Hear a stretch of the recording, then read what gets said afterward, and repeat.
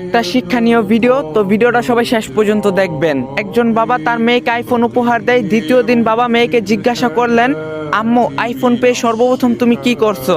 মেয়েটি উত্তর দিল, স্ক্রিন গার্ড আর কভার অর্ডার করছি। তখন বাবা বলল, এটা করার জন্য কেউ কি তোমাকে বাধা দিয়েছে? মেয়ে বলল, না বাবা, কেউ বাধা দেয়নি। তখন বাবা বলল, তোমার কি মনে হয় না তুমি আইফোন নির্মাতাকে অপমান করছো?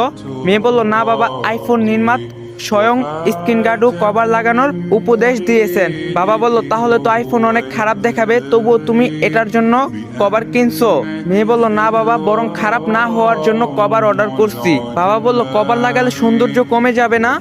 মেয়ে বলল, না বাবা, কভার লাগানোর পর আরো সৌন্দর্য দেখাবে। এবার বাবা মেয়ের দিকে সেনহেন নজরে তাকিয়ে বললেন, মা, আইফোনের চেয়ে দামি তোমার শরীর। এই ঘরে আমাদের সম্মান তুমি। তোমার শরীর কাপড় দ্বারা কভার করলে তোমার কি সৌন্দর্যতা কমে যাবে কি? বাবার এই প্রশ্নের কোনো উত্তর ছিল না। মেয়ের কাছে শুধু